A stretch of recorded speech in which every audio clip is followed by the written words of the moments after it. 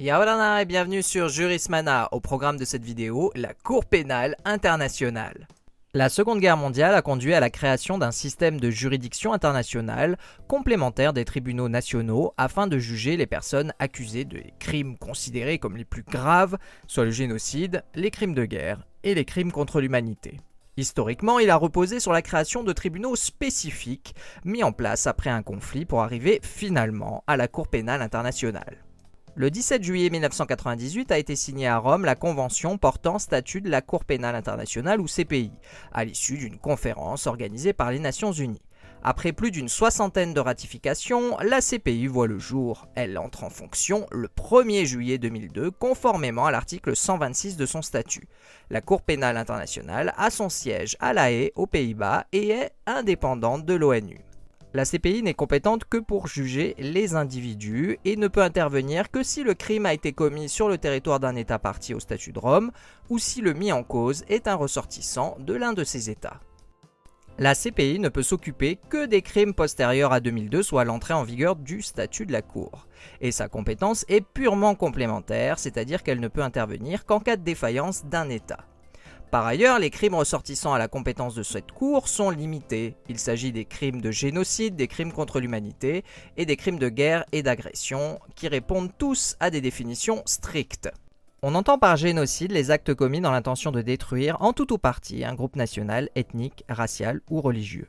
Les crimes contre l'humanité se définissent comme les actes commis dans le cadre d'une attaque généralisée ou systématique lancée contre toute population civile ayant connaissance de cette attaque. Les crimes de guerre sont relatifs à des infractions importantes aux conventions de Genève, ainsi que d'autres violations graves des lois et coutumes applicables aux conflits armés internationaux et aux conflits internes.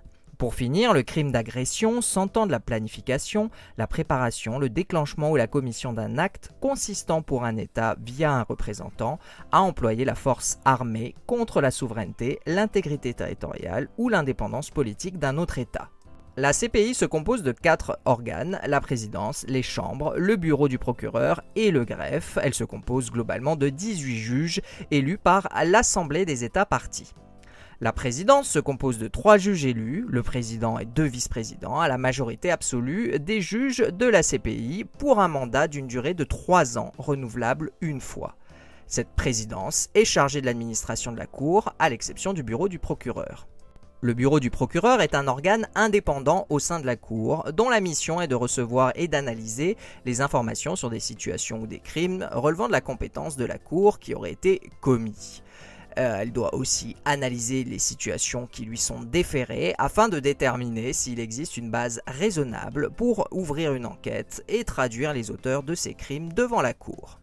Tout État partie au statut de Rome peut demander au procureur d'ouvrir une enquête. Un État qui n'est pas partie au statut peut aussi accepter la compétence de la Cour pour des crimes commis sur son territoire ou par l'un de ses ressortissants et demander au procureur de mener une enquête. Le Conseil de sécurité des Nations Unies peut également renvoyer une situation devant la Cour.